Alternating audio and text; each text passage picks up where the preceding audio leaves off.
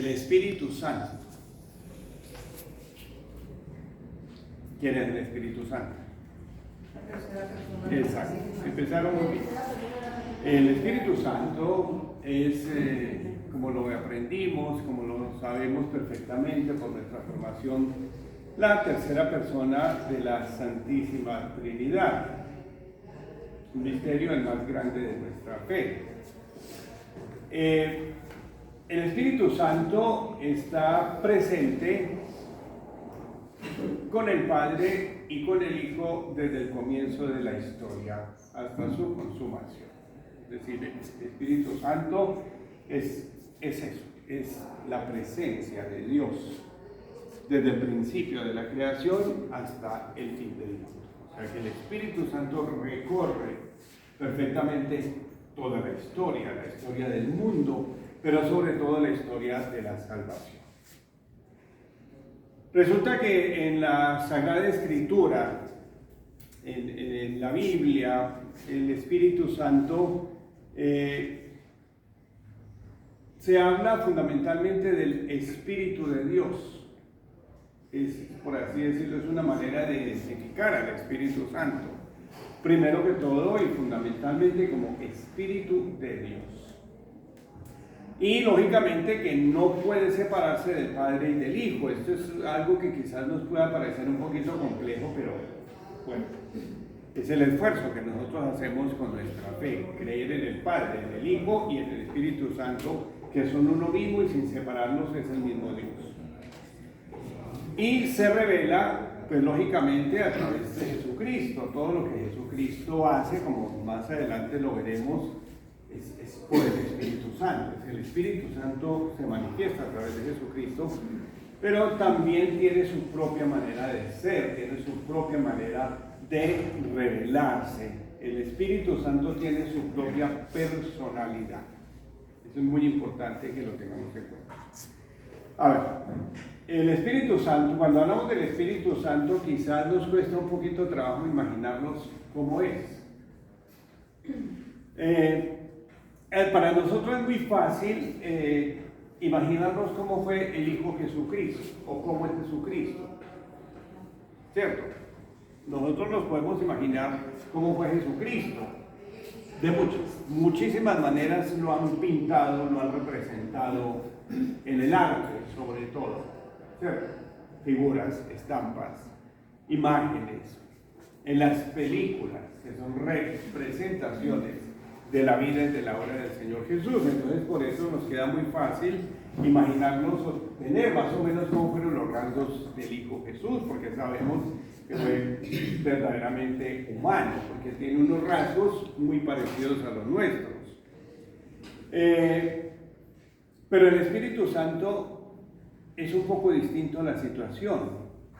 Él no tiene rostro y el Espíritu Santo no tiene una apariencia humana.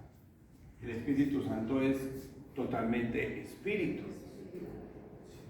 Eso es, pues yo creo que algo que todos sabemos y comprendemos perfectamente. Entonces, así como espíritu tiene su propia manera de ser, tiene su propia personalidad y también su propia manera de actuar. Es totalmente espíritu, invisible, pero activo. O sea, yo quiero que vayan recogiendo estas ideas y que vayan también como guardándolas para que piensen en eso, que el Espíritu Santo en realidad es invisible. ¿Quién ve al Espíritu Santo? No. Aquí está. Lo vemos, pero no podemos verlo. Lo sentimos. Entonces eso quiere decir que el Espíritu Santo es invisible, pero es activo. O sea, está funcionando. Es verdad que no tiene un cuerpo material de carne y huesos, pero sí está vivo. Y eso exactamente es lo que más nos debe alegrar y sobre todo animar y fortalecer en nuestra fe.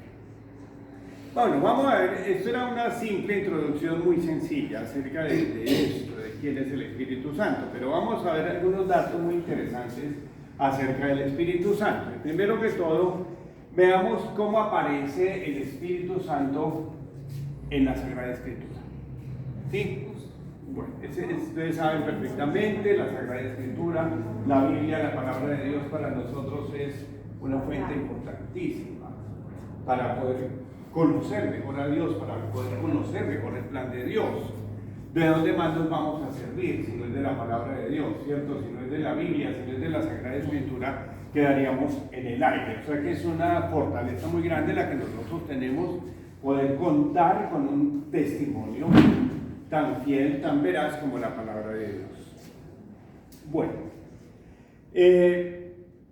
la Sagrada Escritura fue escrita en distintas lenguas. Ustedes lo saben, ¿no? No fue escrita en español, no fue escrita en alemán ni en inglés, sino, pues, lógicamente fue escrita en las lenguas que hablaban los autores de los libros de la Sagrada Escritura. Hay sobre todo dos lenguas, dos idiomas, por así decirlo, que son los más frecuentes o en los que se escribió la mayor parte de los libros de la Sagrada Escritura, que son el hebreo y el griego. El hebreo, pues lógicamente pertenece a toda la cultura de Israel, del pueblo de Dios, el pueblo de Abraham. Se llama hebreo porque son descendientes de Abraham. Es que con esta historia del pueblo de Dios, de Israel, hay una confusión porque son distintas denominaciones las que reciben. Se les dice hebreos porque son descendientes de Abraham, y se les dice judíos porque pertenecieron a la tribu de Judá, y se les dice también israelitas, que eran descendientes de Israel, que era Jacob. ¿Ven? Entonces, como Raira. Israel, por ser de Israel, es el nombre original de Jacob. Jacob se llamaba Israel. Entonces, bueno, hebreo es la lengua, como que hablaba el pueblo descendiente de Abraham. Y el griego, sobre todo ya por el Nuevo Testamento. Bueno, desde antes, hay unos libros del Antiguo Testamento que fueron escritos también en griego. Pero en el Nuevo Testamento, sobre todo los evangelios, muchas cartas de San Pablo y todas fueron escritas en griego. Pues entonces, resulta que en estos dos idiomas se menciona al Espíritu de Dios. A ver, en hebreo se le dice Ruach. Espíritu Santo. ¿Sí? Bueno. Y en griego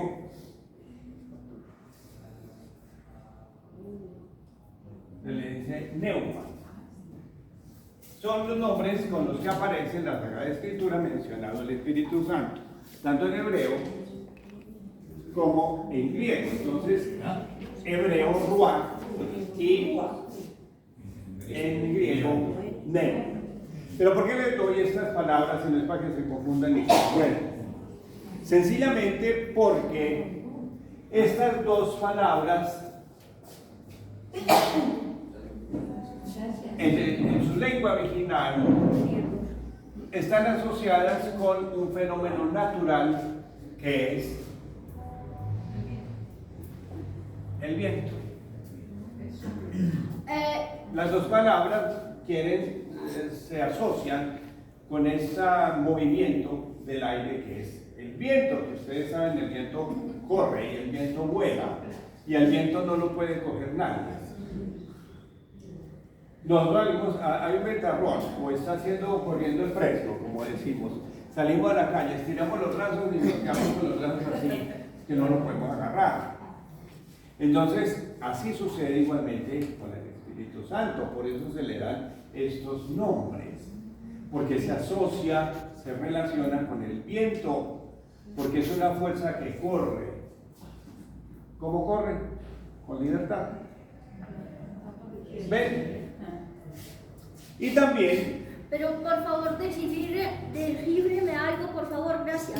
Porque al griego se le dice neuma. Porque así se le dice en griego. Como tú al agua en español le dices agua. Entonces en griego Pero se dice- neuma es Espíritu Santo. Sí. Igualmente se asocia con la respiración.